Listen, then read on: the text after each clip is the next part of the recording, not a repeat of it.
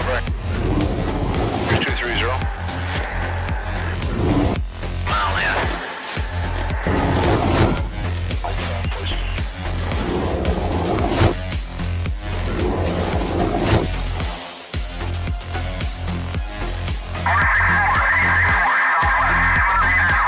Still single contact. 6,000 feet. Speed 350, 340. Roger, road is about 118. Heads up. It's 30 west, southbound. Team. 1 Alpha has 2 contacts, 166 at 11, Angels 5.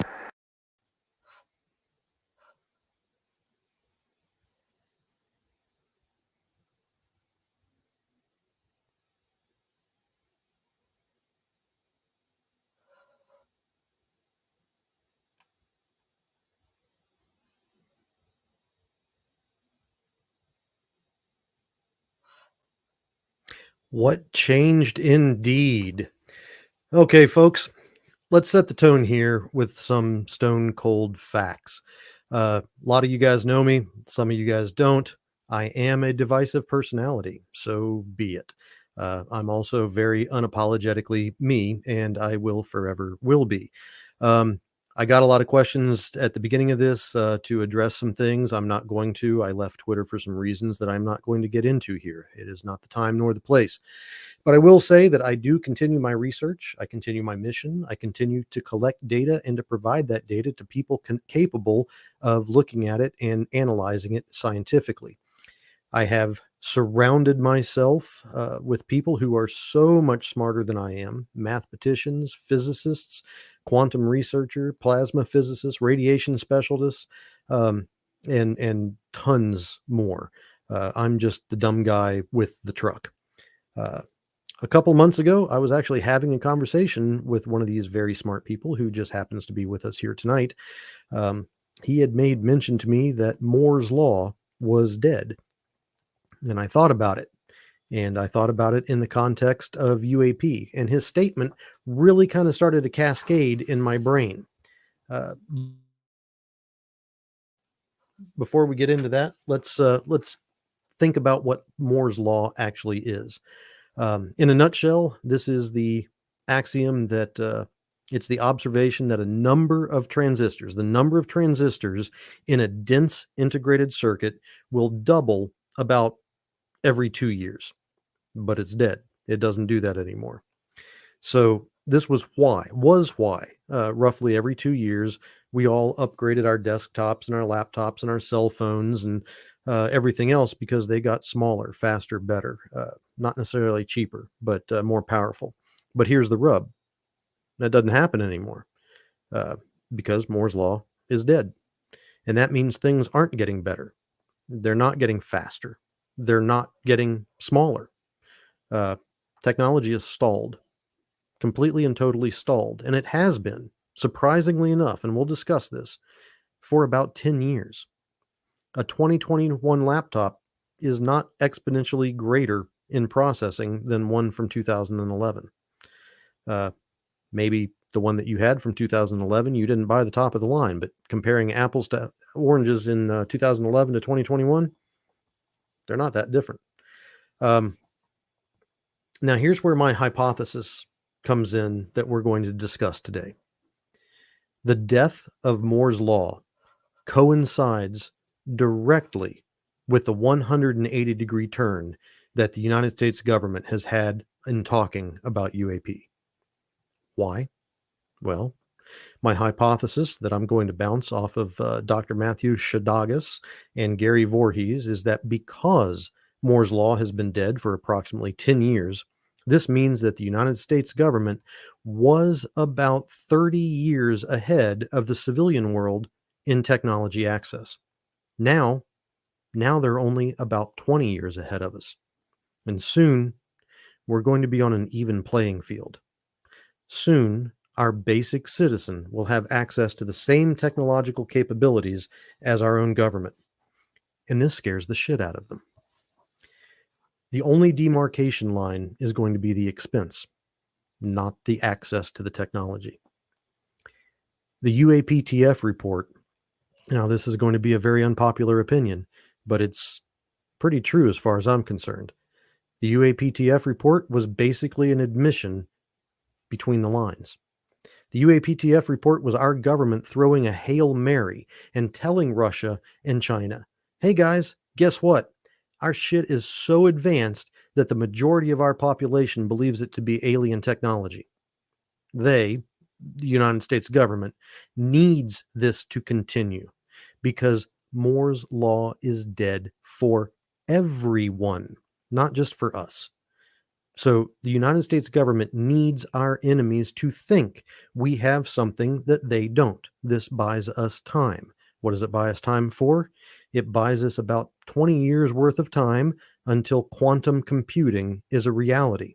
And the first country to harness quantum computing, they rule the world. We are no longer advancing the way Moore's Law had us accustomed to advancing. We counted on it to continue. We built up our nuclear arsenal as a defense, and the only thing that we have left to prevent it is the only thing that we have left to prevent us all from speaking Russian or Chinese. We screwed ourselves through hubris, and now we're paying the price, and the desperation is causing the United States government to try to get our enemies convinced that our tech is so advanced that everyone thinks it's a UFO, just to maintain and compensate for the inability to maintain with Moore's Law. The United States government has no other choice but to use actual occurrences of UFOs and UAPs to thicken the fog that hides our special access programs. They went from 70 years of lying about UFOs to suddenly talking about them. And if you look back and if you do the math, they started talking about them about the same time that Moore's Law died. So today, let's bring in Gary Voorhees and Professor Dr. Matthew Shadagas to discuss today's topic. Gary, Matthew, I'm assuming you guys can hear me okay? Yeah, can you hear me all right? Perfectly fine. Professor, Doctor, what do you want to be called? Doctor, Professor, Dr. Matthew, Scientist, Matt? please. Thank you. Doctor Scientist? You can just call me Matthew, Jeremy. Matthew Yeah. Jeremy. Okay, Matthew Jeremy. And apologies in advance if I screw anything up on this cast.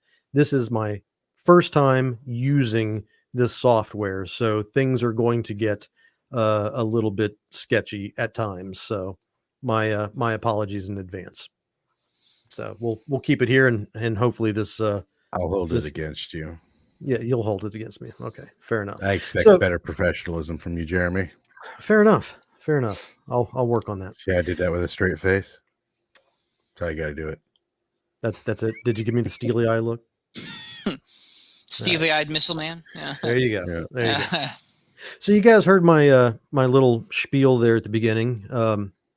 What do you think? Is my hypothesis even close to being on par? Do you think that this is a valid reason for the United States government kind of doing a 180-degree turn, going from lying about it to seemingly making us want to think that everything that we see is a UFO? Well, I had a couple thoughts, Jeremy. So one is, I'm sure in your comments, you're immediately going to get some counter arguments that Moore's Law is not dead. And what about multiple cores? And what about this and that? And I just want to make sure that I tackle that head on, because you're immediately going to be hit by people who say, no, it's still alive and blah, blah, blah. So the thing is there are tricks that have kept Moore's Law going. However, what died about 10 years ago, if not more, is the improvement in single core processor speed. Okay. So you might think, oh, no problem, right? Just keep slapping on some more cores. But then we max that out about, again, between I think 5-10 years ago, we maxed out on cores because it's not practical to stuff that many cores. But an important thing to keep in mind as a scientist, this doesn't affect everyone, but this has hit me in particular as a scientist who needs my computer to do computing. Yeah. There are certain things you cannot do on multiple cores. Okay, so I'll give you an example. So let's say I'm simulating 10,000 particles of radiation hitting some detector. I can use parallel processing and do like one particle per 10,000 cores. Sounds great, right? Yeah. But what if that one particle track takes 20 minutes? You can't parallelize everything. And that's the thing, is that, and lots of other improvements have happened to computers. RAM or other features have improved, internet download speeds, things like that. But when you get down to the basic level of computation, 10 years Matthew. ago. Oh, there we go. Oh, did I freeze up? Did I Yeah, freeze you up? Yeah. froze just for a second. Okay. You're back.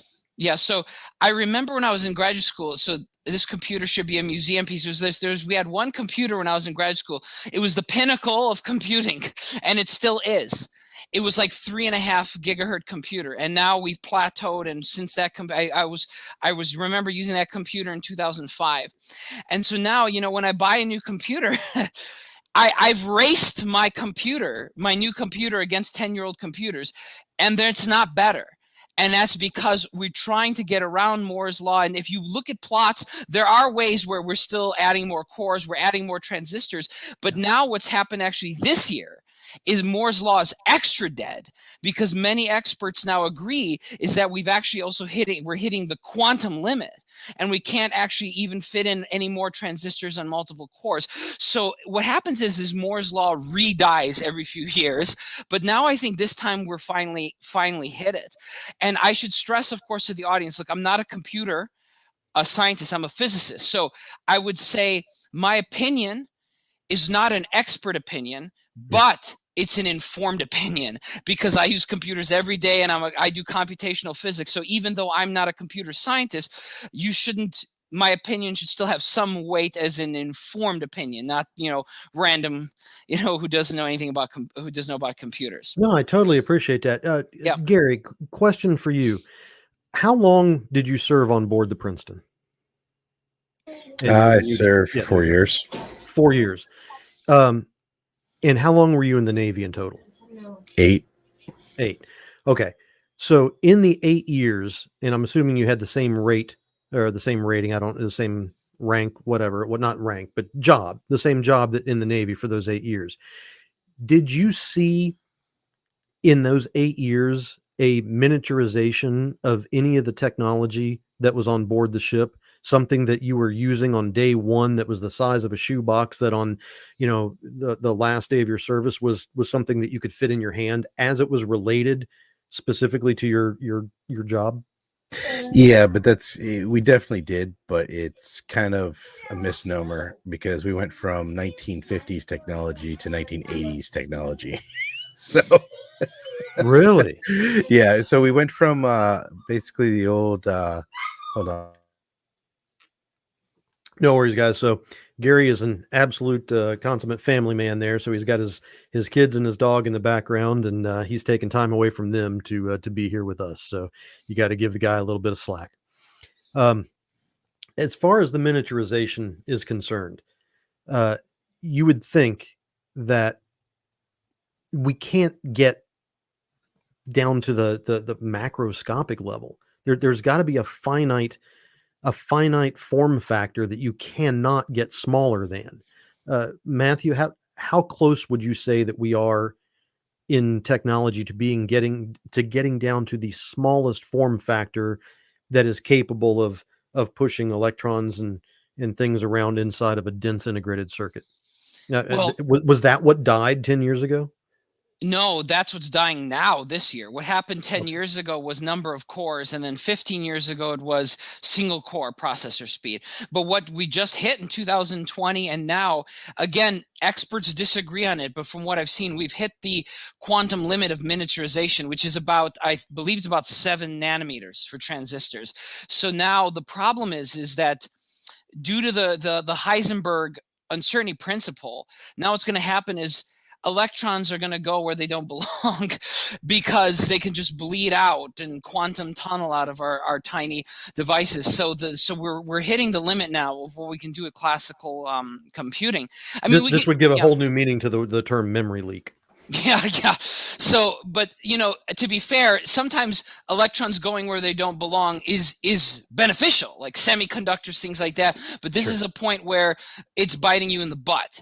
But on the topic of miniaturization, I'm really glad you brought that up. I actually don't like miniaturization when it comes to things like keyboards and stuff. I swear I'm going to sound like an old man now, even though I'm not even 40 yet, but I can't stand like texting on a cell phone. I sound like an old man. I want a real keyboard, Yep. a computer with a real keyboard like I grew up with. So, and the phones keep getting smaller. I joke that like, so you're going to choke on your cell phone. You know, it's so just ridiculous. So I think miniaturization You see some is of those ones they have in overgrown. Japan. Those like Yeah. those little Yeah. tiny little phones. Like, Yeah. hello, Yeah. It's I think it's ridiculous. Yeah. so going back to the hypothesis that I proposed at the beginning of the show, that one of the reasons, if not potentially one of the largest driving factors that we're looking at right now, is the United States government going from 70 years of obfuscation, throwing shade, disinformation, discrediting people, even some reports of disappearing people who were dealing with or talking about UAP and UFO, to in the past roughly 10 years ago, they started speaking about UAP. They started speaking about it internally in documents that we've seen. Then they started speaking about it externally. And now we have a very apparent coordinated media effort by numerous people that are pushing this idea of massive disclosure. And the government does not seem to be pushing back in any meaningful way. We Well, even have Senator Gillibrand that is now putting an amendment to the National Defense Authorization Act that would create a permanent station within the United States government to study UAP and provide reports on it, which is it's unprecedented in U.S. history. Is it possible? Is it feasible that this is all some sort of way to say, hey, Russia, hey, China, we've got reverse engineered technology that is going to blow your mind. You guys need to watch out, because the UAPTF report comes out. It says that everybody's seeing X, Y, and Z, and that they could only identify a certain number of these reports. But we know that the UAPTF report is written for our enemies to read, because they will digest anything that is an official statement. So anything that's an official statement from the government, you can guarantee it's been woven with stuff that they intend to throw some type of intentions towards everybody in the world. So Gary and Matthew, question for both of you. If you are in the position of the United States government, not Canadians or whomever, but the United States government, and 10 years ago, Moore's Law died, how far prior to that 10-year point do you think that policymakers were aware that Moore's Law was going to die? Or do you think that our hubris was so much that we counted on it continuing? I honestly don't believe they even know what Moore's Law is. So I doubt they know it's dead now. Well, they might. I do know there were some whistleblowers, Jeremy. So Michio Kaku, in fact, who like me is a physicist, not a computer scientist, has been speaking about this for at least 2 decades. So there's definitely, there was some talk. But so you spoke about a 180-degree turn. Yeah. And I think it's more like maybe 45, or if we're lucky 90, because I don't think all agencies have moved the same way forward positively. Because take, for example, all the lies that are spoken by like even official Defense Department spokespeople. They're claiming that Luis Elizondo never worked for the task force. It didn't exist. And then they backtracked that and reworded it. So there's a lot of fits and starts, I think, happening where I think a lot of that's also government doublespeak, because even, I mean, when the book with Knapp and Colm Kelleher and oh God, I'm sorry, I'm having a brain fart. The Skinwalkers in the Pentagon? Yeah, the Skinwalkers at the Pentagon book. When it came out, there was a disparity in the description between tips. Bigelow and Kelleher and those guys were saying that they had the ATIP that received the funding, but Lou was running another version of another ATIP in the Pentagon that didn't have funding. So all using the same moniker of ATIP. So if somebody would send in a FOIA request saying, was Lou Elizondo part of ATIP? The FOIA officer could look at the one that Bigelow and Bass and these guys were doing with Harry Reid's $22 million and legally say Lou Elizondo had no assigned duties in ATIP because they weren't talking about the right ATIP. Geez, So I sounds like think it was, somebody I know, Jeremy. yeah, I mean, that's what I would do. That's Yeah. exactly what I would do. I mean, it was obfuscation from the start. So I don't know if it was intentional. I don't know if it was a loophole that the government used or if it was something that was nefariously crafted it was later. either, I think it was either they literally just did, there was probably some goon and said, okay, keyword, ATIP, nope, don't see them, shoot out what I got. So and that's most likely what it is, because bureaucracy is bureaucracy. But when it comes to the FOIA people, I mean, unless you get a very like a FOIA request from somebody like Green Street or from like Dave Beatty or the Black Vault that is like perfectly worded in the most concise way, those are the ones that are probably like, shit, how are we gonna get out of this one? So, right. Are you playing with the windows? You keep moving. Yeah, I'm trying to figure out the software and stuff. Yeah. But yeah, to your point, Matthew, I don't know that the government is lying when they say that Lou Elizondo had no assigned duties with ATIP. I think they may well be talking about the other ATIP.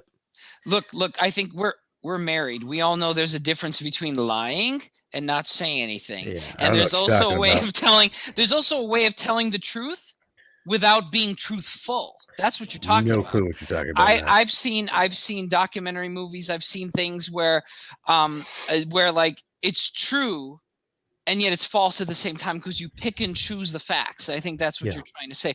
But you brought up an interesting point about convincing Russia and China of American superiority, right? And in my opinion, you might be right, but in my opinion, that would be a bluff. Because I think if we do have crashed alien tech, I'm not convinced we do. I'm not 100% convinced. But if we do, we haven't the faintest clue what to do with it and how to make it work. Well, I think we don't have the faintest clue. Well, just look at it this way, Matthew. Is if say we did recover some type of craft in the 50s, I guarantee they electrocuted it, they caught it on fire, they probably submerged it, they probably froze it, they did whatever they could to try to get it to do something, because they had no idea how it worked. Yeah, I mean, we didn't even have semiconductors. They didn't have a clue what a microchip was yet. Exactly. It's just like, They probably modeled the microchip after something they found and said, "Oh, wow, that's got some interesting properties." The easiest thing to replicate, Yeah, but I think that a good analogy I always give is if we actually had technology, extraterrestrial technology, it would be like giving a laptop to a 2021 laptop to Michael Faraday or even Albert Einstein. I have no idea what to do with it. They'd be they wouldn't have the faintest clue. After the battery died, they would have no idea they would lose even more ability to figure out what's going on after the battery died, and they couldn't turn on anymore. I mean, imagine giving a laptop to one of our forefathers of understanding electricity, Michael Faraday. He would have no idea what to do with a laptop. And I feel like that's how humanity is we're like children who have adult toys suddenly, and we have no idea.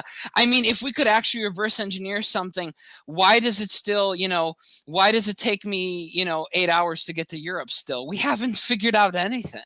In my opinion, I think. Maybe you're right, Gary, we figured out some things, but a piss poor amount. And like I said, if they did get something, I mean, there's a good chance that they destroyed half the technology trying to figure out how it worked.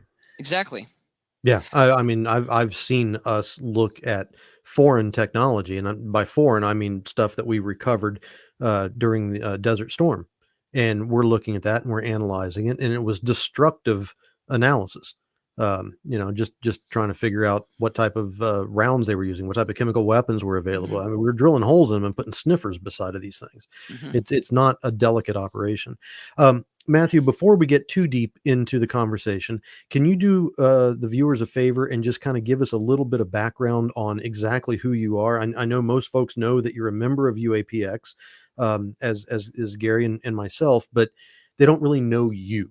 What do you do? Where do you come from? What is your background, your credentials? What makes you able to speak on these topics? Sure. So I'm very new to these topics, so I hope I don't offend people who've been studying this for decades. But I was introduced to my topic by my good friend and colleague, Professor Kevin Knuth. But yeah, about me, I'm a professor at the University at Albany. I'm a professor of physics. I've been there for about 7 years now. So my actual work, my actual like government funded research from the Department of Energy. So my day job is really to look for dark matter. It's a fundamental physics application, so it does not have a practical application other than enhancing human knowledge. But part of actually what drove me into UAP research is, it's funny. I thought that what I work on, dark matter, was like a scientific dogma that you couldn't question. And then when I realized other people in other fields like chemistry, solid state, thought that dark matter, that's intangible, so that's not real. I figured, you know what, if I'm gonna get laughed at even for doing something that's supposedly a scientific dogma in one field, might as well go all the way and do something that's completely on the fringe, because might as well, if I'm going to get laughed at, might as well make it worth it. Because I always thought dark matter was a scientific dogma, but it turns out in other fields, it's laughed at in other fields within science. But yeah, it was really my friend Kevin who got me into this, Knuth. But also a lot of things changed in my thinking over the past couple of decades. Was part of it was discovery of so many exoplanets. I mean, we can extrapolate to there probably billions of Earth-like planets, trillions if you don't count Earth-like.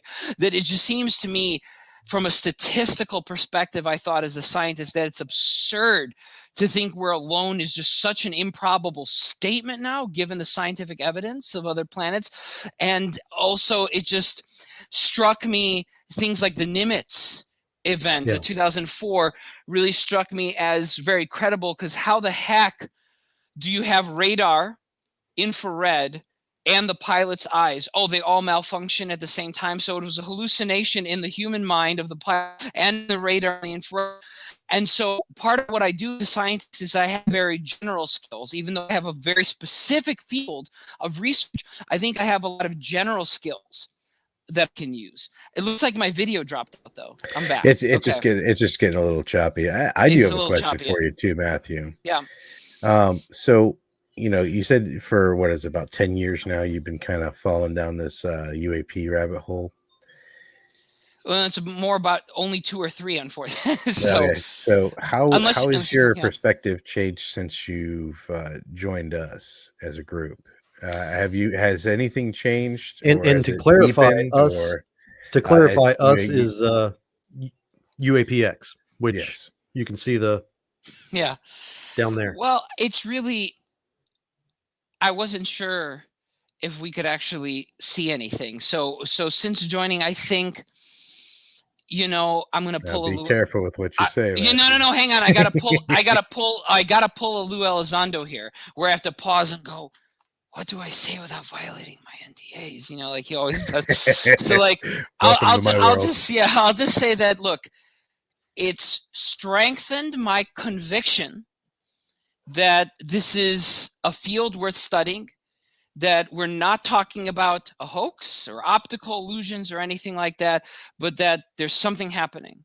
Yeah. I'm not convinced it's alien spacecraft or something like that.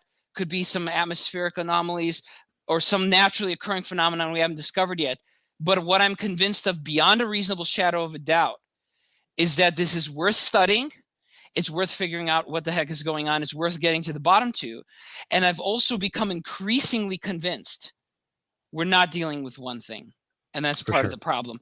It could be, it's a combination of phenomena. Yeah. And all of them might be interesting. Well, that's something that lends a lot of credibility to the wording, and the particular wording in the UAPTF report, where they're talking about the 5 different things that when you look into this, it's going to fall into 5 different categories. And I'm paraphrasing because I didn't memorize it, but it's going to be like atmospheric phenomena. It's going to be enemy technology, domestic technology, and they go through this list, and then they even have a bucket of other, which includes literally everything else.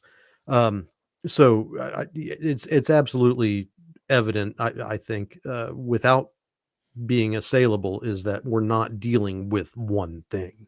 Hmm. We're not dealing with one thing at all. Yeah, But no, I definitely think that it's a multitude of things, because I mean, just like for us, we're looking for the nuts and bolts, the hard objects that are out there. But then there's, plasma balls. There's the whole abduction thing. There's so many facets that, like, well, we're not going to touch ourselves, but is being studied on the fringe too. yeah, So I mean, and I want to get us back on topic a little bit.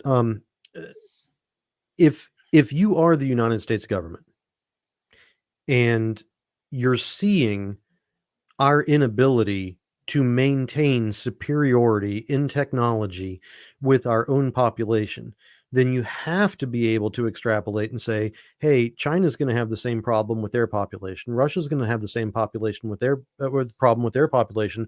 But even more so, we're going to have the same problem with the other side of the border. We're going to have that problem with Russia. We're going to have that problem with China, where in 20 years, we're all going to be on equal parity as far as the developmental processes to advance technology. It's going to be stalled. So, from a defense perspective, what do you do? What do you do when you know that you've got 20 years left of military technology superiority? I would yeah, take. Go ahead, go ahead. Gary. You take. No, No, you go ahead well, first, Gary. I know for the first thing is that anything new that happens, I inadvertently say, oh well, I don't know what it could be. It might be us, but who knows? And that way, But just what's your policy? What's your policy as the U.S. government, knowing that you got 20 years left before everybody has equal access to the same technology? You are you not hold going to be hands with superior. you hold hands with the church and you try to cripple technology and start a technology cartel. No offense, I'm a safe Christian. I just don't trust the actual church itself. Fair enough. Matthew, what do you Well, think? I would do is I would invest in crazy ideas and allow greater government fund. If that you're saying what I would do if I was the U.S. government, I would have more high risk, high return government funding for breakthrough ideas. And I'll tell you this: you think that, oh, we're level playing field in 20 years? I'll tell you this: we are already right now very scientifically behind, especially China, and that's because the United States has stopped prioritizing scientific funding for science for a very long time. It's not a Republican or Democrat or left or right thing. It's a pervasive problem, and we are very far behind. So I'll give you an example Well, in my own field. Just one more example, Gary. So like I have to go to Department of Energy and we have to beg for pennies to try to support students to look for our dark matter experiments. Meanwhile, in China, they're like, oh, we're going to find dark matter first, build a laboratory. They build an underground lab in a year, bam, gone, done. Okay, let's build a competing experiment. Let's move it forward.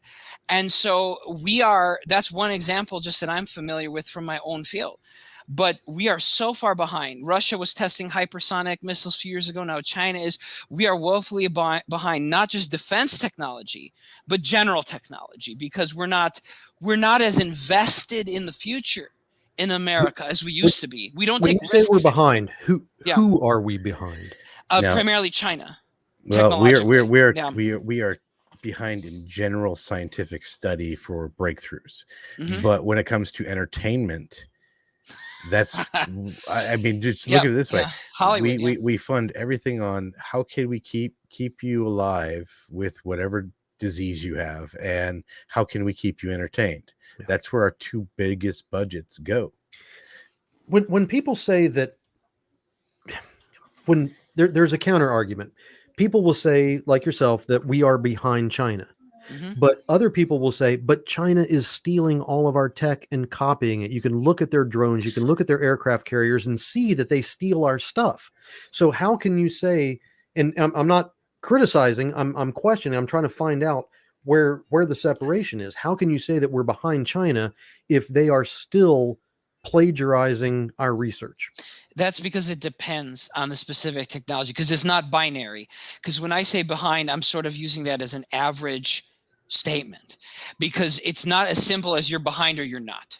It's kind of like what Kevin's always telling Gary, is that it doesn't make sense to say you're 50 or 100 years ahead of somebody. I once read a short story, a sci-fi short story. I'm trying to remember who it was by. I think it was Harry Turtledove, the alternate history guy. Aliens land on Earth. They've got hyperspace technology, but they've got muskets. So they land, they think they're going to take over, and we light them up with M16s, okay? And this, but they have hyperdrive, and we might laugh, that's unrealistic. It's not unrealistic. So when I say that we're behind China, I mean in many ways. But what you say is correct. We are not behind in all ways. There are plenty of examples of technology of what you just said. So we're both correct. It depends on the specific piece of technology we're talking about. Both of these are pieces of the answer. Well, speaking on that, though, that's why it's refreshing to see people like Elon Musk, really put some money into development of space travel. Because if we put all of our research and development into radiation treatments, some type of radiation protection, shielding, space travel, and things like that, I think that we would have been a lot better off at this point. We would have been mining asteroids at this point, and we're not running out of any resources at all. And it's weird to see a new game console come out, and you notice the game consoles are kind of slowing down a lot because, like you're saying, just Moore's Law is dead. They can only make us, it can only get so much better. I mean, honestly, the like the last two generations of consoles are literally, I think the RAM's better and a bigger hard drive. I mean, that's it. But so what's next for the United States government? What is it? Quantum supremacy. And okay, so in say a very layman's term, what is quantum computing? What is it, and how is it different from what I have that I'm using right now? I'll do the best. It's probably a good idea. Can you get what I'm saying, Matthew? What's probably quantum computing is probably a good idea. Oh, geez, yeah, nice one. Yeah, I miss it. That's it, Gary. That's a dad joke right there. So yeah, it was a quantum dad joke. Well, I recently had, you guys will know I'm talking about. Remember the quantum baseball cap? Lenny will know what I'm talking about. The quantum baseball cap. So I'm going to try to explain it again. Just because I'm a physicist doesn't mean I know everything. Cough, cough, TV physicist. So I'm going to be humble and say that I don't work on quantum computers myself. So I'm going to do the best I can to give you the best explanation I can give you based on my knowledge. Maybe we should get one of our old colleagues in here. Wasn't he like a quantum mechanics expert? No, he didn't know anything. My bad. Never mind. We won't talk about him. Dude, careful. You don't know who's watching this, but anyway, so here's how quantum computing works. All right, so in a classical computer, everything is true or false, 0, 1. You do binary, you have bits that record information as zeros and ones, yeses and nos at the very basic level when you boil it down. So the thing is that with a quantum computer, you can have what's called quantum superposition, where instead of a bit, you now have a qubit, where instead of being just 0 or 1, it's kind of in between, and it's a superposition. So now it's a good analogy would be, it's kind of like the increased computation power. Think about the difference between having two numbers versus a nearly not infinite amount, but a lot more. It's still quantized because quantum mechanics, it's not like spin can be pointed in any direction. It's quantized, but you do have now this ability to transcend, which you can just do with zeros and ones. And so that's why quantum computing would be so revolutionary. What does it look like in its physical form? Do I still have a laptop? No, and that's part of the problem is you need to get a series of atoms and make them very cold. So you need like this giant atom. We're back to a room size computer. Yeah, you're back to room size, exactly. So we're not flying these in fighter jets. Oh, heck no. You're not flying. Maybe in 100 years, Jeremy. We're not flying quantum computers in fighter jets. No way. So we are going to be technologically stalled in military technology for the next 100 years. Well, for computing, I don't Yeah. think we can say that across the board. Propulsion, maybe there'll be a breakthrough, things like that. I think you have to be careful. You can only say that in terms of computers. You can't say that across the board. But computers obviously are extremely important.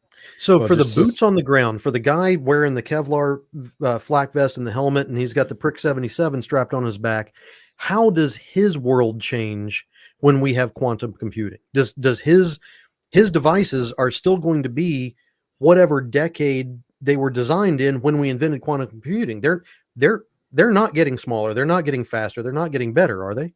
I don't think so, but that doesn't mean there won't be a military impact. So Well, the that's boots just on the it. ground, yeah, the There- boots there on the really ground's w- not affected, but There go really ahead, would Gary. be, because the Yeah. boots on the ground aren't going to be necessary anymore.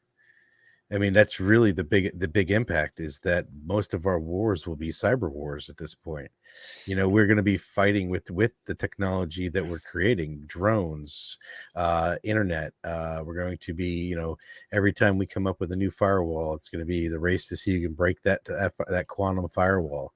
You know, quantum radar. Well, we got to figure out a way to beat quantum radar. You know, so it's an endless, when it comes to the defense and military, it's going to be an endless struggle.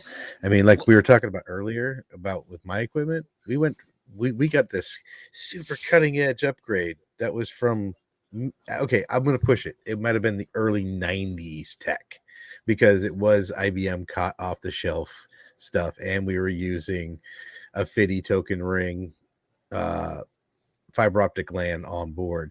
So it was the first fiber optic LAN on a ship. So we went from 1950s technology to that. So it was a huge jump. So that's generally how the military works, is there has to be a very substantial hardcore, it has to work day in and day out and be able to be produced But that's the cheaply deployed before it technology. gets produced. There's a military lab somewhere, let's just say Area 51 for sake of pop culture references. Let's say in Area 51, do you not think that they are now, even with the death of Moore's Law 10 years ago, that they are now there working on stuff that is 20 years ahead of what we have now, that will be deployed in 30 or 40 years? Well, No, they're using quantum laptops. They're good. well, no. So there's one thing I have to correct you on, Gary. There's one way in which it will not be an endless war, and that's quantum encryption. You can't break it. It's not like, oh, in 1,000 years we'll find a way. No, But quantum encryption is technically- unbreakable.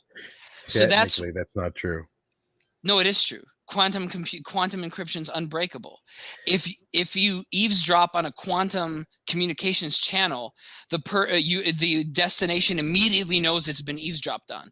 It's physically impossible to break. So you can quantum break encryption it, but you can't break it without being caught. Without being Exactly. caught. Okay. And this is impossible. I mean, it's not like our understanding of physics will change in 100 Then at years that and this won't point, be true. instead Yeah. of trying to break it, they will try to clone it instead. They'll try to basically Can't. say, okay, Quantum no cloning theorem, but anyway. Well, just say, when they couldn't break the wind talkers, Yeah. they then tried to capture the device itself so that they can be on the network without being known of. Yeah. But There you go.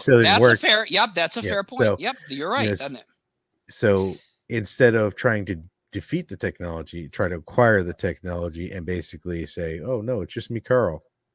Yeah. Keep talking. But Keep talking. getting back to Jeremy, your point about the 20, 30 years ahead, I think there's a great example to your viewers need to know that what you're speaking is not just completely hypothetical. It's already happened. Yeah. So a great example of this is the Navy. The Navy had adaptive optics 30 years before civilian astronomers. So when astronomers developed adaptive optics, the Navy was like, oh yeah, we've had that for 30 years. So yeah, and this is exactly, I kind of want to reset the stage a little bit for some of the folks that are joining. This is exactly what I'm talking about. And in my introduction, where I was waxing poetic for like about 2 minutes, I made the comment that we looked like, throughout history, the United States government has been roughly 30 years ahead of the rest of us in technology development. And because Moore's Law died 10 years ago, they are now 20 years ahead of what we have access to. So they have basically a 20-year in military tech. They have about a 20-year head start on that. But in 20 years from now, we're going to be on an equal playing field, or a very much closer equal playing field to technology access. Unless they get So quantum. Unless they get quantum. quantum. So that That's a brings game up my changer, point. yeah. So Yeah. we have about 20 years until this great parity event occurs. How long do we have, in your best estimation, before we develop quantum computing? Yeah, I'm honestly the wrong person to ask that. So I always joke that it's 20 years away. Unfortunately, it's always 20 years away. So quantum computing is like nuclear fusion and AI. It's always 20 years away. But there has been a lot of strides recently. But every time I read a newspaper headline about the strides, I'm very skeptical, because it feels like we rediscover quantum computers every 2 years. Like, hey, everybody, it's the first quantum computer. And I go past a headline and it's like, oh, wow, it's 8 atoms this time instead of 2. You know what I mean? Like, it's slow going. Like Gary was saying, room size things.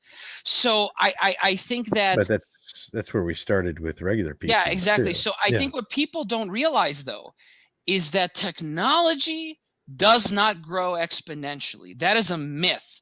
Yes. It is the myth we tell. It's the opiate of the masses, like exponential growth technology. The real way technology grows is a sigmoid. It's an S curve. Yeah. So there's an exponential part in the middle, but then you plateau, just like we did with Moore's Law. And people think Moore's Law is unique. It's not. If you got in an airplane in, what was that Twilight Zone episode, William Shatner, Terror 20,000 feet. Oh God, yeah. That airplane was not significantly slower than today's airplanes. Better, get in an airplane 1970s. How long did it take to get to Europe? Where's exponential growth? Where's my Mach 9 airplane that sends me to London? Where's my flying car? Exactly. Well, they decommissioned the Mach airplanes. But when they decommissioned the Concorde, did you know it was the first time in human history? I didn't say this. I read this in a book. I wish I could give credit. I don't remember where I read this. It was the first time in human history when we decommissioned the Concorde. It was the first time in human history that the time to cross the Atlantic and Pacific went up instead of down. And so airplanes have been pathetically plateaued for what, 50 years now? Yeah. So Moore's Law is just the next thing. So everyone thinks, oh, Moore's Law, no, it's not going to die, because look, everywhere else technology grows exponentially. No, it doesn't. Why am I not teleporting? Why am I not teleporting to London? Right. All right. The question is Plain, that there's a handful of people in the world that have a ridiculous amount of money that could change all of this. They could. So the question is it purposely being held back? I mean, is this literally purposely all like you were just talking about with the airplanes? All right. So if everybody seems to just be happy with status quo. So if I can answer that, nobody's bitching about how long it takes to get across the Atlantic. I am. Why change it? But you're just one out of. Where's my moon base? Where's my Mars colony? I mean, I was promised the moon base in 1995. I heard. Where's my moon base? Where's my holographic projector so I can get rid of FaceTime? I really think the answer is that, Gary, my holodeck. I think we've become risk averse. So the problem is there's one crash. Oh no, oh my God. Now we can't do that technology. We've lost our pioneering spirit. And we're not, I remember Oregon Trail. You don't forge the Oregon Trail without catching some cholera. And you've died of dysentery. Dysentery, yeah. The problem is we're afraid of risk. As space travel will mean lives will be lost. Brave men and women, all genders, all races, lives will be lost. And we can't stand a single life being lost. And we've lost our ability to take risks as a human race. We are so afraid of taking risks. And I think that's the problem we all face now, is that no one wants to take risks. China doesn't have that problem.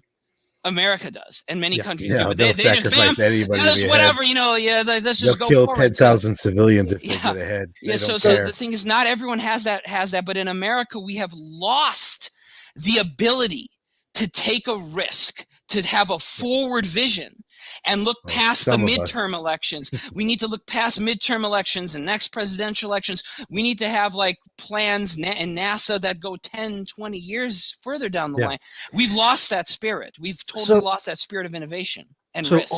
on the topic of UAP and UFO, because this is primarily a UAP and UFO conversation that we're having in regards to the idea of disclosure and why the government's now talking about it and why they didn't talk about it for 70 years, and how it's coinciding with the death of Moore's law. So we've got a 20-year period, give or take, depending on who you ask, until quantum computing can be accessed by the United States government. In that 20-year period, don't you think that the government would look up and say, okay, how do we extend this? It might be 25 years. It might be 20 and a half years. But the first country that gets it, they rule the world. So how do we stack the deck? How do we protect our investment? And how do we convince the world that Moore's law is not dead for us? Because the researchers in Russia's version of Los Alamos or China's version of Sandia, they know this too. So they're trying to come up with a way to make the United States government think that they're really far ahead of the game and they're not subject to the death of Moore's law. So what do we do in this 20-year time span that we have that is collapsing very quickly? How do we play the game, and how do we convince the world that we are immune to the effects of the death of Moore's law? Well, we need some parallel ideas. We should not put all our eggs in one basket. So parallel to quantum, there's actually alternatives even to quantum computing. So there's something called hypercomputing, which is to take classical computing and push that to the limit. So you can, for example, use things like so I know of a professor of physics and electrical engineering at University of Maryland. His name is Igor Smolyanov, and he's working on metamaterials that could be used for hypercomputing, where you can send electrons zipping around faster than the speed of light. Doesn't break any laws of physics. You do it temporarily on small scales, and basically so you have alternatives to quantum computing. So I think in order to progress, we should stop putting all our eggs in one basket and explore alternative ways of moving technology forward. That's how we maintain supremacy, is by diversifying our portfolio. You don't put all your money in one stock. But how does that look to, let's say, UFO Twitter? Does that make sense now to look back and say, okay, over the past 20 years, we've been talking more. We've been normalizing the idea of UFOs and UAPs. Before, people were not only stigmatized about the idea of talking about it, but they were more critical in what they saw with their own eyes. They tended to not believe the things that they saw. So now, with the normalization of the conversation, your average person is now looking up, and instead of mistaking Venus for a star or Venus for a helicopter or Venus for anything else, they're mistaking Venus for a UFO because of the normalization of this conversation. Do you think that this is a purposeful intent to get the United States government, to get the American population to start thinking more and more about UFOs and UAPs, so that it becomes pop culture, it becomes more mainstream, so that our enemies, foreign and domestic, start to think, well, maybe they do have something? I'm not sure, because I'm not really like a Machiavellian politician type person. So I'm not sure what the end game there would be, because, Russia and China have very vehemently denied that this is their stuff. I sure hope it's not, because I would rather have it be alien, because there's at least a potential could be benevolent versus from a totalitarian autocratic country. So I actually hope they're telling the truth when they say it's not theirs. But the thing is like, yeah, I'm not sure how to connect your hypothesis with Russia and China's vehement denials after that UAP task force report saying, oh, it's not ours. Because wouldn't they want to play the same game and convince us it is theirs? Well, I don't know. I mean, well, I don't speak Chinese or Russian. Yeah. On the surface, they're going to have to deny it just like we do. Right. So, I mean, because there's also another situation that might be occurring where there has been a severe downgrade in funding of normal general research in all of these areas, and basically a generalization of research, period. Mhm. Like there's not any funding for any breakthrough stuff, but yet that funding might be just being shifted to black projects rather than to the general public. And there could have been this stuff being developed for the last 70 years that we just have no idea about, and they've purposely kept it on the back burner Mhm. and basically are just waiting. Like there could be they could have already figured out cold fusion, or maybe they're going to they figured out a way to make cobalt reactors a hell of a lot more efficient, and now they're going to just start. They're not going to introduce this new energy source until they've tapped what they have now out to, there's no more money to be made on it. And then, oh look, just on the, we figured it out. By the way, it's metered and we're going to give it to you cheap right now. Yeah. But once you're hooked, we're going to go ahead and make sure that if you can't pay for it, you just die. Well, you guys mentioned something earlier, just seconds earlier, that the government is now talking about it, but kind of not at the same time. Because if you look at the people that are talking about it, with the exception of Bill Nielsen of NASA, I don't know of a single other active duty currently serving in an office, getting a paycheck from the U.S. government, who is speaking in an official capacity for the U.S. government about UAPs. We've had retired FBI agents come forth. We've had retired DIA agents come forth. We've had, all these people that used to be in the government speaking about it. But I don't know of anybody that is actively in the government. We've got senators and congressmen that are passing bills to get answers and to push policy, but nobody that is currently active is saying anything that I know Well, of. that's just it. We both know as prior military that if you're active in a job, there's so many guidelines and so many policies you have to worry about before you say a word about anything. Right.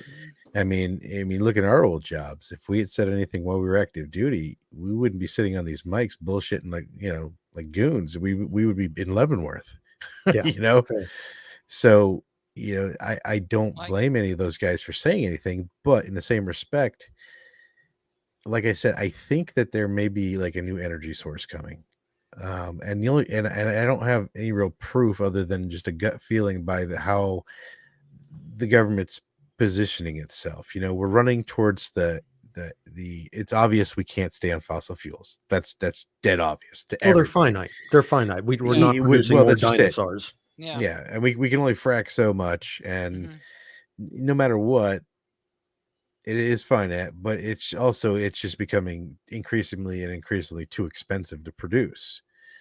So now, like I said, now all of a sudden renewable resources and smart cars and electric cars are now a thing, even though an electric car was invented in the 20s. Yeah. I mean, literally about the same time as the combustion engine, somebody was making one out of electricity. Yeah, I saw a picture the other day of a black and white picture of like some old Studebakers that were all plugged but- into a central charging port. It blew my mind. No, So, I mean, we already have multiple alternatives on the table, Gary. They're not all renewable. So what a lot of people don't realize is that you can make nuclear power completely safe. And so many viewers are going to be like, "What? You're crazy! Blah blah blah! Radiation."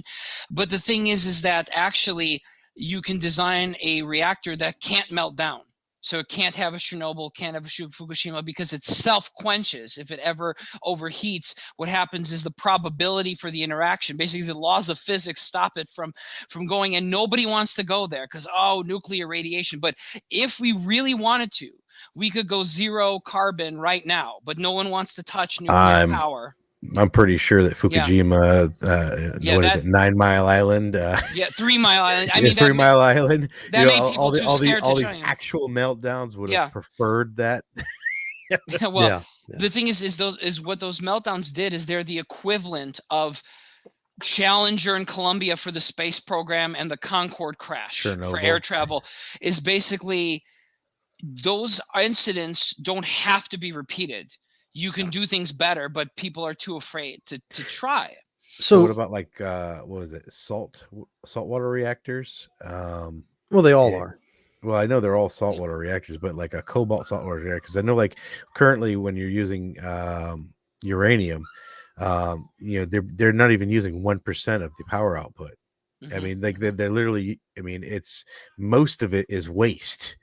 I mean, literally most of what they're using is waste.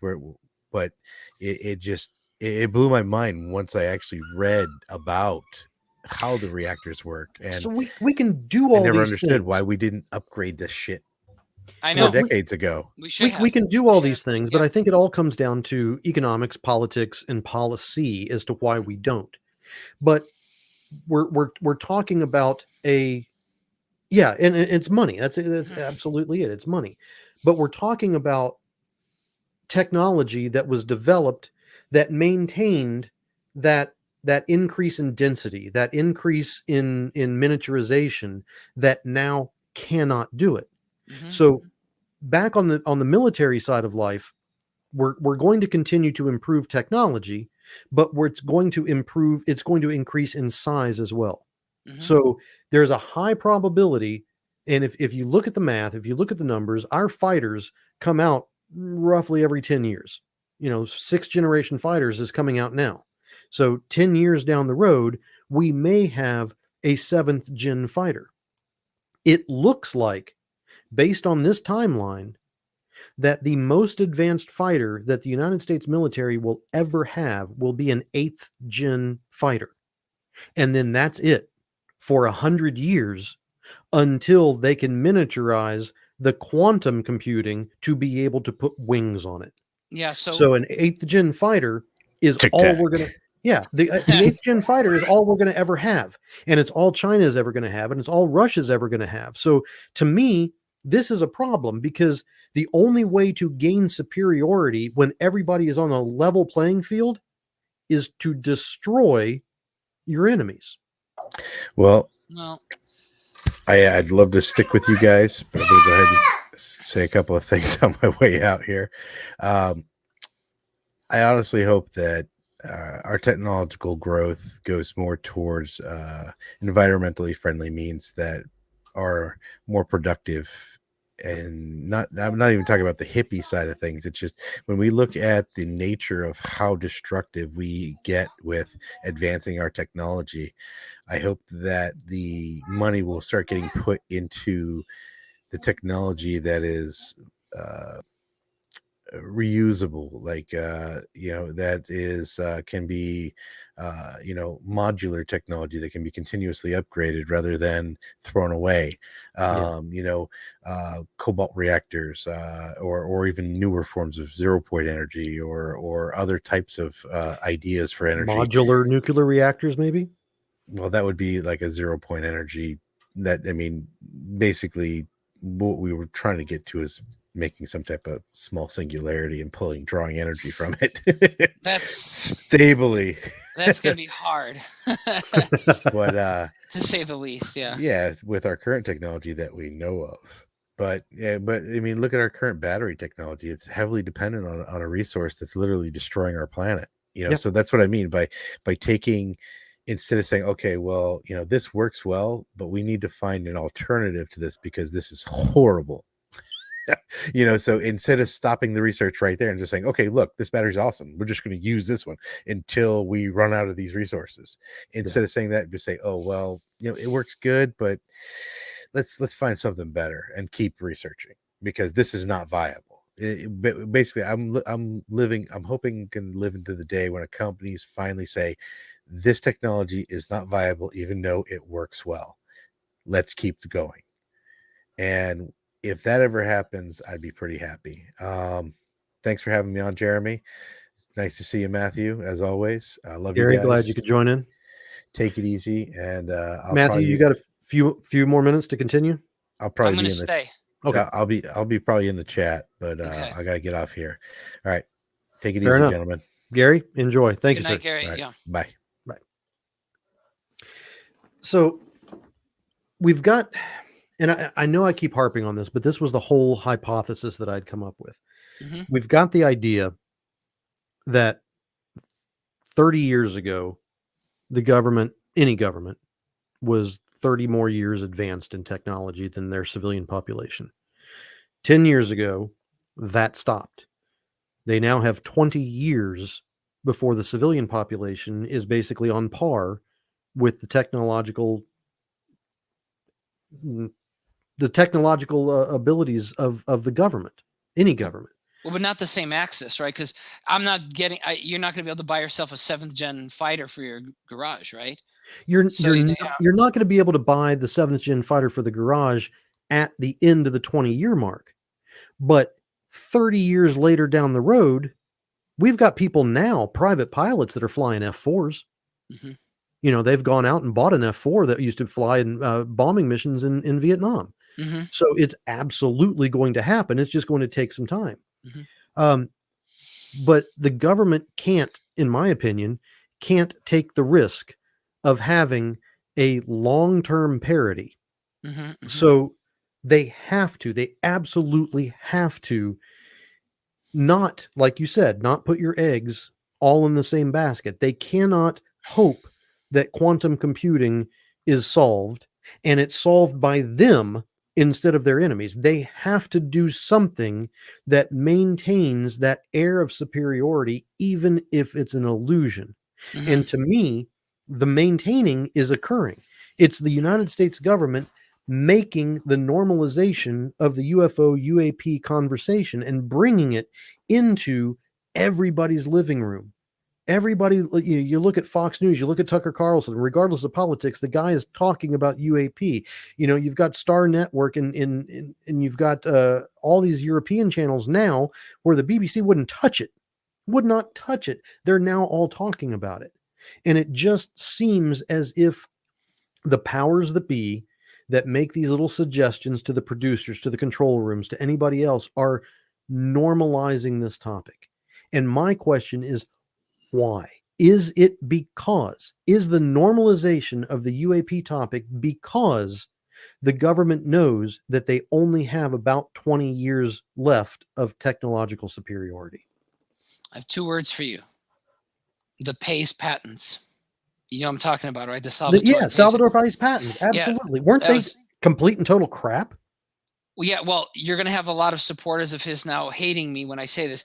Yeah, me and many colleagues of mine, physicists, we tore it to shreds. It's all garbage. None of them would work.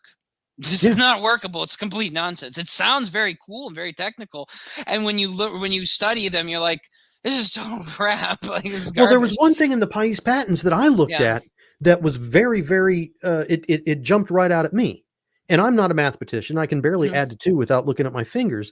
mhm. Is the description in the patents was describing the process, and I'm talking about the triangle patent, right? Yeah, yeah, yeah. It was the description in the patent was talking about flight characteristics that are inherent to the tic tacs, but the drawings were showing that of a triangle. I know. So I'm like, what the hell is Yeah, going no, on here? And I didn't understand the math, but it's a smoke screen. It was a smoke screen. It's part of the air of superiority, like you said. yeah, It's like make it look like, oh yeah, no, this is our stuff. But and it sounds extremely convincing. I mean, you caught some stuff, but for the most part, if you don't have a PhD in a high field, it sounds great. It sounds very convincing if you sure, read the patents. But when you actually know the science, you're like, this cannot possibly work. And because if it did, everyone would be able to replicate it easily, first of all. And sure. also, like you said, it doesn't even make sense. The description doesn't even match the drawings. But I don't get me wrong. I wish those things were real really Well, badly. But if wishes were horses, yeah, and I think the Pais patents comes down to one of three things, and it has to be, in my opinion, one of three things occurred. The first potential possibility for the Pais patents is that they were created intentionally, knowing that it did not work, but knowing that the math was at least good enough to make it appear that it worked. So when they get published, it makes Russia, it makes China spin cycles and take their energy away to analyze this and say, holy shit, what does the United States actually have? Where are the unpublished holes in this that would prevent it from working, and how do we fix it? And they spend millions and millions of dollars in making a team together to analyze that to try to make it work. The second thing, potential reason that that the PAIS patents occurred, is that it was supposed to occur in that exact same way, but it was supposed to be on the clandestine side of U.S. patents, where they're not published. They're not published publicly. They go into our SIPRnet. But we know that our SIPRnet gets hacked all the time. We know that China infiltrates it, and we know that China would pull it out. But due to some stupid little clerical error somewhere, somebody hit the wrong button and published the patent on the public side. Nah, no And way. then This was totally intentional, Jeremy. There's no potentially way. the third thing, and this is the one that bothers me the most. The third thing is that there's nobody qualified at the USPTO to review a patent of this nature, and they just went, yeah, okay. Don't forget, Albert Einstein started as a patent clerk, Swiss patent, right? Fair point. Yeah. So there's another hypothesis I had when the patents first came out, and I thought, you know what? So there's another possibility. They're placeholders for real technology. What if we tried to reverse engineer something from a craft? We couldn't figure out how it works, but we kind of threw some crap together and it's our best guess. And it's wrong, but it's our best guess on something real. So there is that possibility that I'm leaving open. That's not complete nonsense, but 99% nonsense. And 1% is it's a placeholder for things where, like, we actually do have some of that tech. We just haven't figured it out yet. And we kind of just made up something that sounded semi-plausible and threw it together. Yeah, for sure, for sure. And a patent like that will absolutely make Russia and China stand up and take notice and go, where did they get this? Where is the math that's obviously not operable? Where is it broken? How do we fix it? How do we compensate for it? Can we make a replica of this that may have a third of the capabilities, but it's still better than an 8th gen fighter? You know, so it's going to make them spin some cycles on it. So now the other odd thing is, as far as I know, PAIS is still employed by Lockheed Martin. So, you know, that says something. And you know, it's interesting. This is scary, kind of almost Orwellian. Is I had a website. I remember reading that there was a website that said, the patents are all garbage. Navy admits. No, it didn't, because now, like, that, I can't find the website anymore. It said that on that same article I was reading. I don't remember if it was the War Zone or it was on a website, and I can't find it anymore. And it's Orwellian stuff. It's kind of scary. But it is Salvatore is quoted in the article saying, "No, it works. You guys are all full of crap, and it works." But theories are only are as good as you need an experiment and you need data. I'm sorry. Sure. It's all great if it works on paper, but let's have an experiment and show me, that it works. So I wish the patent office should enforce, well, show me a model of it working. They don't enforce that always, right? I think they do for perpetual motion machines, but not for anything else. Right. Yeah. Unpatentable completely. I drew one of those when I was back in, I think, 3rd or 4th grade. Yeah. It used bubbles and anyway.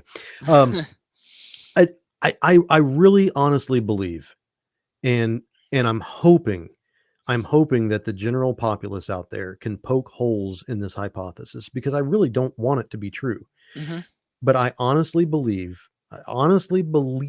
without anything but statistical fact, based on the death of Moore's law, the timelines on the death of Moore's law, where our technology sits now, and our assumptions based on the current access of the US government to tech that's still, 20 years ahead, even though it should be 30 years ahead, but it's now fallen to 20. I truly believe that the United States government is really ramping up the idea that UFOs, UAPs exist, and they want us to think there before we think Special Access Project Black Ops. They want us to think it's a UFO, it's a UAP, it's tech that's unimaginable, it's tech that's so far advanced. Because if our general population is thinking in this way, then the human intelligence from Russia and China has to be looking at us and going, holy crap, if they have fooled 375 million people into thinking that that was a UFO, then holy crap, their technology is incredible. That's what I think that the US government is Well, doing. no, if you want, I was trying earlier to poke holes. Like I was saying, is Russia and China were denying that they have the tech. The U.S. to UAP task force report says specifically, oh, it's not ours, we checked. Which, of course, the conspiracy theorists are like, right, of course you'd say that. But here's a real hole. Okay, why hasn't a single person, not even a crackpot, why has a single person come forward and said, yeah, I was the Tic Tac pilot? Yeah, that was me screwing around with Fravor and Alex Dietrich. Like, where's the smoking gun of, like, where's the deathbed confession of the Tic Tac pilot? You know what I mean? So there's a big hole there. There's a big hole. I have never even considered that. How come not a single person just lying their ass off? I mean, come on, with a little credibility. Where's the Bob Lazar of the Tic Tac? Exactly. I was about to say Bob Lazar. How is it we have got Lou Elizondo, we've got Bob Lazar? Show me one person on Twitter or anywhere saying, oh yeah, I was flying the Tic Tac and I was buzzing Fravor just for the hell of it. Not even crackpots have said that. Nobody said it. Why? Holy shit. Because there was no pilot. It was not either a human pilot, right? Or it's artificial intelligence, or it's remote, or it's an unmanned aerial vehicle. Right. So you could be a UAV. I haven't had a single person come forward. Show me one person who's come forward saying they were the Tic Tac pilot. Well, I've always said, not just Tic Tac. Every UFO in history that's been blamed on Black Ops. Show me someone who said, "Oh yeah, I was the Black Triangle pilot over Belgium in 19." Oh yeah, it was me. That was the TR-3A or whatever. Show me one person with proof that they're a pilot, right. Not just talking out of their butt, who's actually a pilot, who says they've piloted it and sound plausible and say these are what the controls look like and things like that. See, big hole right there. It is a big hole. It is a giant hole, but I'm going to counter it by saying that I think that, especially in special access projects, ones that come out of Dugway, ones that come out of Area 51 or wherever, I think that InfoSec, OPSEC is really on par.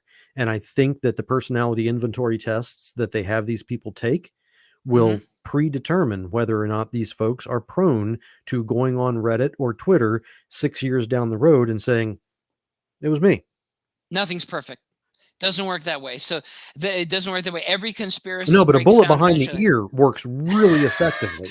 Yeah, but then why are we wasting time flying things with wings still and FA? Why are we wasting David Fravor's time and Alex Dietrich's time flying shit when you have Tic Tacs? Like, you know what I mean? Like that's just, it's unethical at that point. No, if America has better technology, absolutely, why are we wasting our time? Yeah. And that almost proves my point. Yeah. That this idea of disclosure is an operation because they want us to think that it's us, but we know it's not because we can't friggin' do it. And like you said, nobody's come out to point it. So they're constantly now harping UFO, UAP. It's not us.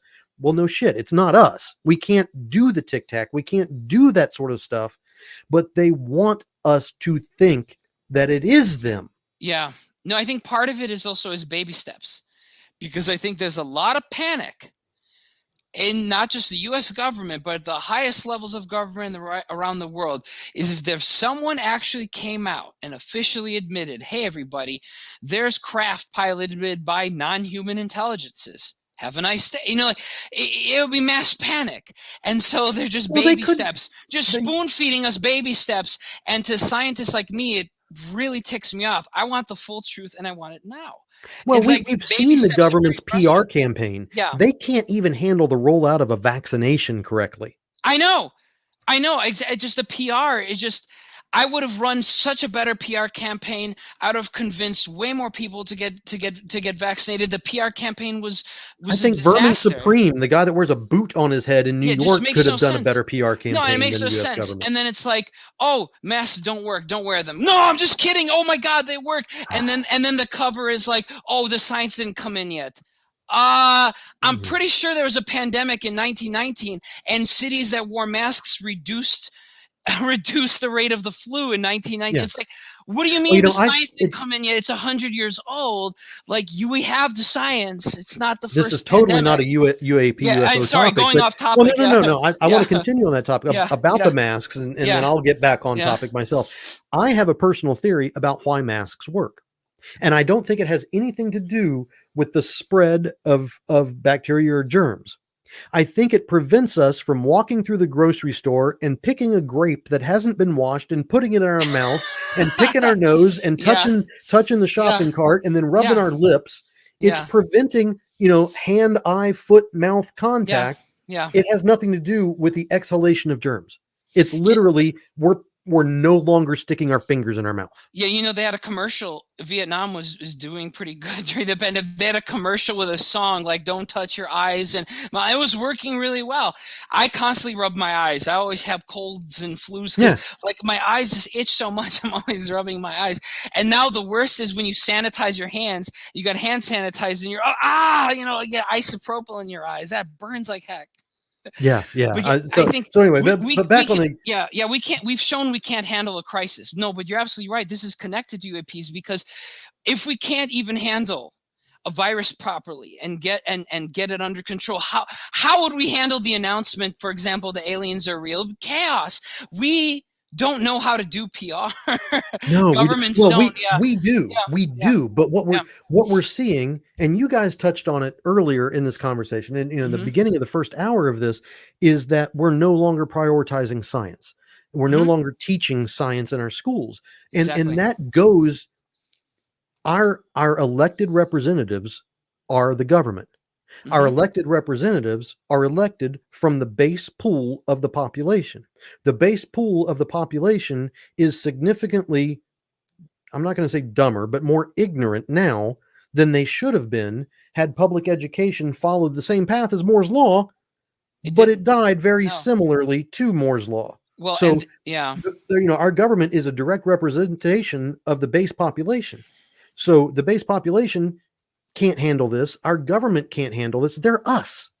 That's right. They're us. Yeah, and I mean, there have been very few. There was one congressman, and I think it was a scientist, Bill Foster. He's from. There are very few scientists and engineers. I once saw a pie chart of all U.S. government, all Congress men and women, senators from all U.S. history, and it was like 57% lawyers.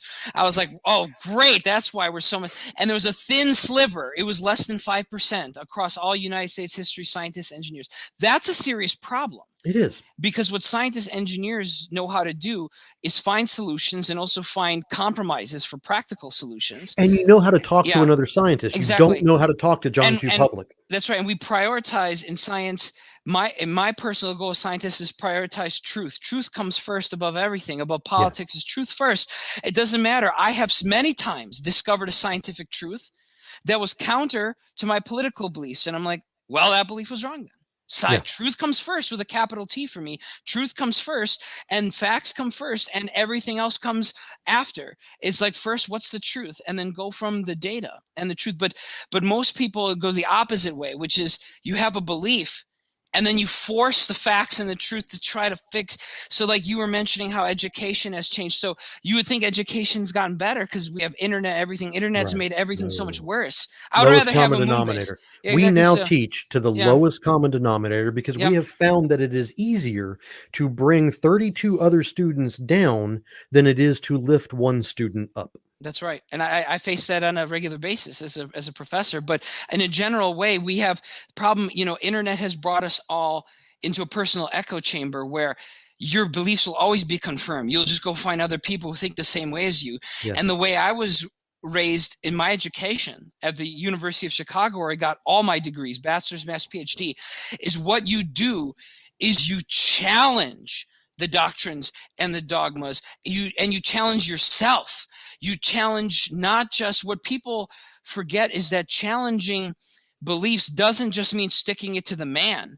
It means sticking it to yourself. Challenge your own beliefs. Ask yourself, are my beliefs correct? Are they accurate? Do they fit reality? Or am I just feeding myself comforting lies? And we all we do now is feed ourselves comforting lies. We go on the internet and we just find liberal, conservative, whatever our current Yeah. viewpoint is, and we just eat it up and don't challenge ourselves into Well, changing our minds. Yeah. I think the U.S. government is feeding itself and the base population of the United States a comforting lie in the fact that what we see up there is, you and I pretty much feel that, and sorry for speaking for you, but when I look up and I see Venus, it's friggin' Venus, or I see a helicopter, it's a helicopter. Mhm. There are very few times that I personally am confused by a domestic thing.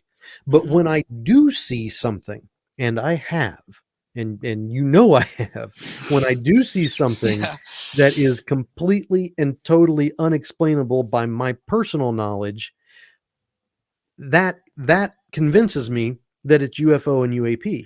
But because not everybody has the same baseline, they don't have the same starting point. They don't understand that a helicopter doesn't have to have blinky lights if its big landing light is outshining the other things. You know, they don't understand that military aircraft can turn them off. They don't understand these things, right? So they look up and they see a star black out and they're like, "Oh crap, it's a cloaked craft." No, it was a C5 Galaxy with, you know, a combat load with all its lights turned off, crossing restricted airspace. But the US government is now normalizing this so much that people are failing to use critical thinking more now than they ever were before. But I'm not saying that UFO and UAP do not exist. I'm saying that the US government is using UFO and UAP as a cover for black ops and to buy time until they have technological superiority on a projected timeline. There's a side effect of that, by the way, that ties right into what you just said. There's a side effect. If what you're saying is correct, that means it's going to become impossible for scientists like me, you know, Kevin, all of us. How are we going to find the truly unidentified objects? Because if there's going to be so many reports of helicopters and planes in Venus, even more than before, it becomes a needle in a haystack problem. Well, Doesn't that? And then that plays into their hands perfectly, because now instead of maybe 1 in 100, what if now 1 in 10,000 sightings is of something legitimately interesting? So it buries the signal in the noise. It buries the signal with more garbage and makes it impossible to pull out for civilians who aren't in the military and the government to pull out useful data anymore, because there's just so much garbage. I got upset at the Galileo project and Avi Loeb for a little bit, because Avi seemed to really want to discount private citizens. He didn't want citizen scientists on board with Galileo. He wanted academics, or at least that's what it looked like to me in writing. And it upset me because, you know, with us at UAPX, we are citizen scientists, with the exception of yourself and Dr. Knuth. None of us have a PhD. The rest of us are tinkerers, we're garage mechanics, we're whatever we are, and we would have been completely excluded from that. But I'm also seeing that the vast majority of the United States population lacks the skill in critical thinking, and they would do more harm than good when they look up and there's 13,000 reports that, you know, about Venus instead of 13,000 reports about, you know, the SAP or the UFO that flew past, because they can't tell the difference. There's a solution to this, though. You can still have citizen scientists, because it's like the SETI at home thing, you know, where you download the thing and look for radio computers. There's a solution to this, which is you have there's been many citizen science programs. There's a cosmic ray detector you can get on your iPhone. What we need to do is have citizen scientists collect the data, but then have scientists analyze them. Don't try to have citizen scientists analyze the data themselves. Look, it's a UFO. No, that's an airplane. Let me judge. You know, holy shit, Matthew! I got to there's go room back for to compromise here. Yeah. Yes, I got to go back to the very first page of my little waxing poetic diatribe that I opened this with, and I said that I got to find it. I continue my mission. I can continue to collect data and to provide that data to people capable of the scientific analysis. I'm not analyzing the data that the O.S.I.R.I.S and I collect. I'm giving it to folks like you. I'm giving it to folks like Dr. Knuth. I'm giving it to folks like Chris Altman and everybody else to look at and analyze and say, hey, is this worthy of peer review? Does this Hmm. back up or blow a hole in theory A, B, or C? I don't know. I'm just the idiot with the truck. No, But we need oh, it's a more team idiots with effort. trucks. No, but Well, it's a team effort. It it really is, is. but Everyone has I'm different not making any skills. statements. I'm not Yeah. saying, hey, I saw a UAP or I saw a Yeah. UFO. I'm saying, hey, my spectrum analyzer caught X, Y, and Z. What the shit does that mean? Yeah. And then we can build a library of examples of like, this is what a bird looks like. This is what a plane looks like. We can do this. But Yes. you know, it's interesting. You're selling yourself short. You're like, I'm just an idiot with a truck. Do you know everyone forgets that Wilbur and Orville Wright, they were not scientists or engineers. Bicycle They were mechanics. bicycle mechanics. Okay.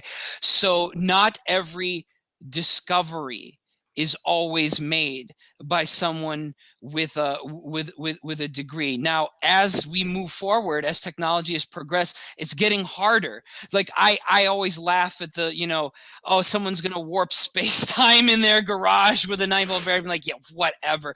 So like it's getting harder for the citizen scientists to make a major discovery, but there's a difference between hard and impossible. It's still not impossible.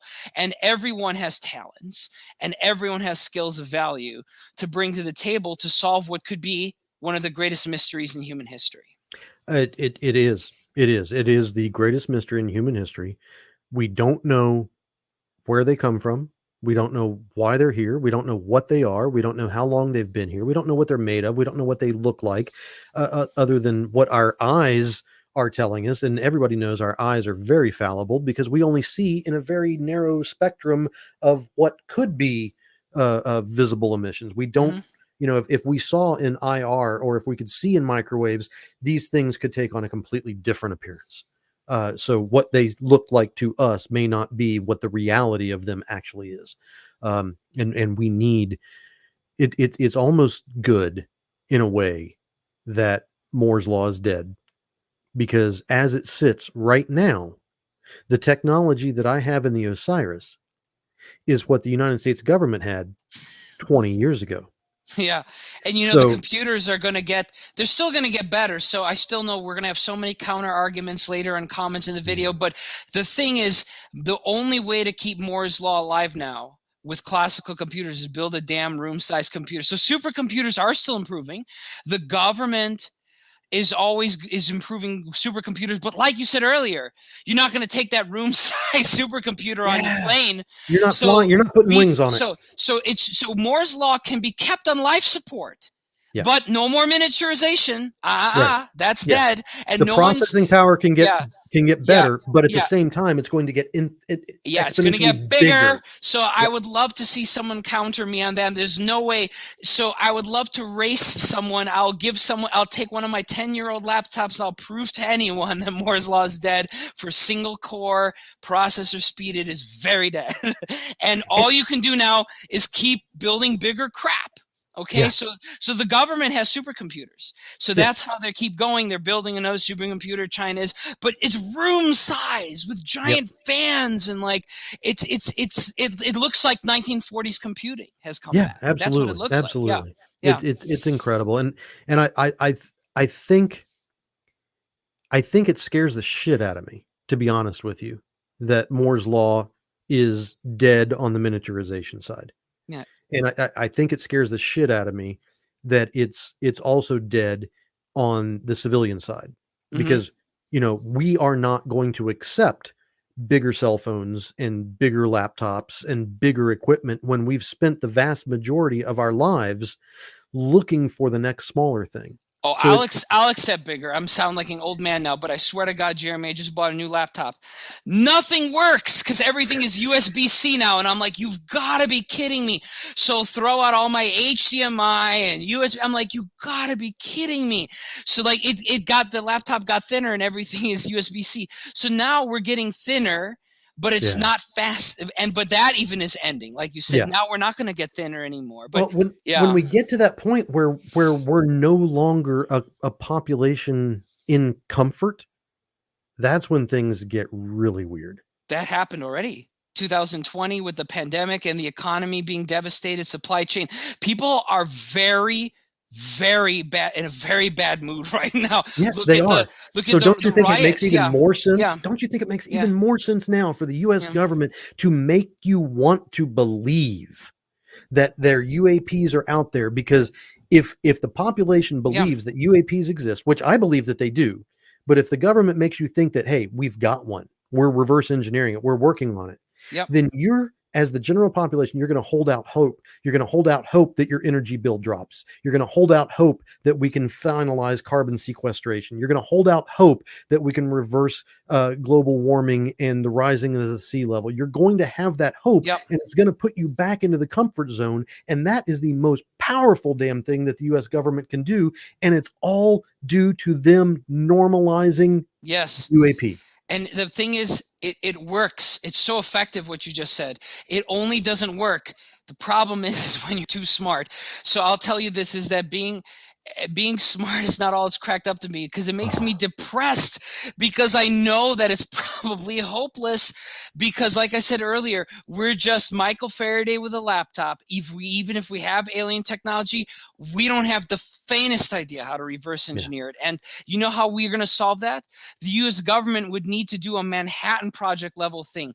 They can't do it with 5 people. You can't just have Hal and Eric Davis, a few people. They're smart people, but you need more. You need a Manhattan Project level thing with hundreds of people to crack it.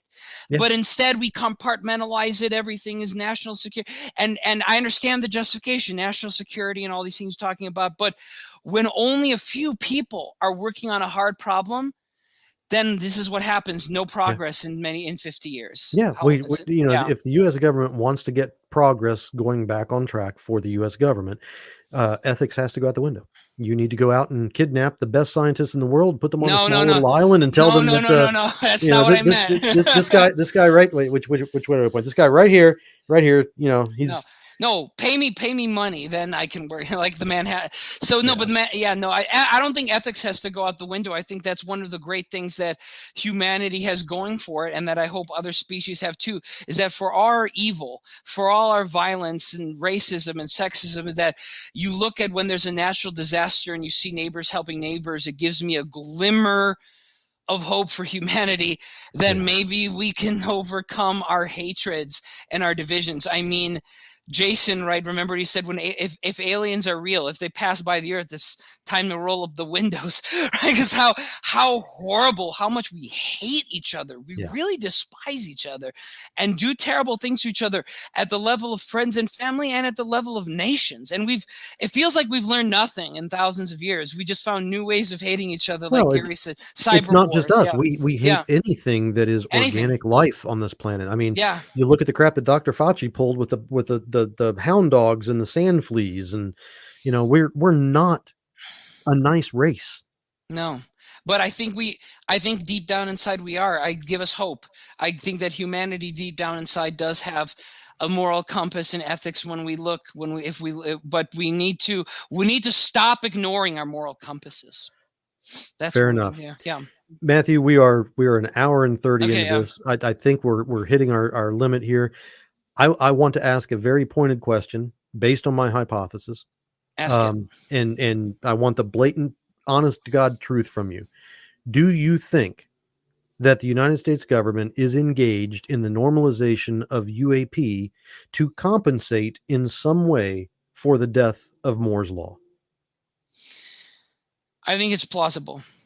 But I think it's multifaceted. I think the engagement in the normalization serves multiple purposes. I think that could be one of the purposes, but I think another purpose could be to normalize so that it's not panic. One day, President of the United States gives a press conference like, hey, everybody, aliens are real.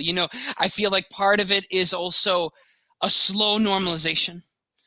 And so I think that there are multiple justifications for it. I think that this Moore's Law and technology, I think, is one piece of a much bigger puzzle, because I think that every government agency might have a different justification. DIA, CIA, FBI, DOD, DHS might have a slightly different justification. I think your Moore's Law explanation is more likely for DOD, but I don't think it necessarily explains other agencies. I think it's a bigger picture. I think that's only one piece of a much bigger pie. Fantastic. And time for pie in a few days. Time for Thanksgiving, right? Yeah. yeah. There we go. Yeah. There we go. A different pie day, all in all. Yeah. Yeah. Well, this was absolutely fantastic, Matthew. Thank you so much for joining us Well, again. thank you for having me. Folks, Matthew is a member of UAPX, which is the website is scrolling down at the bottom. You can find us on UAPX's website. You can also find my email address down at the website down at the bottom. This is my email address at UAPX. Matthew, if you don't, that's fine. If you want to put yours out there so people can contact you, or at least tell us where they can find you. Oh, everybody can find me because my last name is so unique that you can find me instantly on the UAlbany website under faculty. A quick Google, you'll find me immediately. Fair enough. Fair enough. And this episode is kind of a pilot. It's kind of a test. Depending on how well this pans out and what the analytics look like, I may continue this. I may not. If you guys that are watching enjoyed this, I hate saying this because I sound like such a whore, but do the subscribe, like and subscribe, share this thing, ring the bell, whatever everybody else is saying. I haven't monetized this. I don't know if I'm going to monetize this. Information to me needs to be free. But that will be determined by where this thing goes. It may grow. I may stop it. I don't know yet. We'll see. So, Matthew, I bid you adieu. Farewell. Thank you so much for your presence. And if we do a second one, join up. All right. Good night. Thanks for stimulating conversation. Absolutely, brother. I appreciate it. And I'll see you at work. Yep. See ya. All right. Take care. All right, guys, that is it. That is the end of episode 1. Please let me know in the comment section if you want this to continue, if you want me to burn in a fiery death, or if you want somebody else sitting in this chair. Need to know how it goes. I may or may not be doing this, but I will tell you that the O.S.I.R.I.S, as far as it's concerned, it is getting rebuilt. It is getting new sensors, new equipment, new technology. Hopefully that will bring us up to par with the United States government in a little while. But gentlemen, ladies, take care. Thank you very much. And we will see you on the flip side. 12 miles. Radar contact approaching 5 miles. Contact 70 miles, final break. 230. Mile and a half.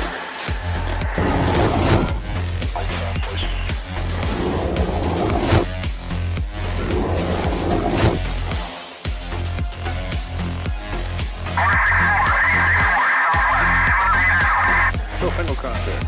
6,000 feet, speed 350, 340. And your loading's about 118. Heads up, it's 30 west, southbound. Team. 1 Alpha has 2 contacts, 166 at 11, Angels 5.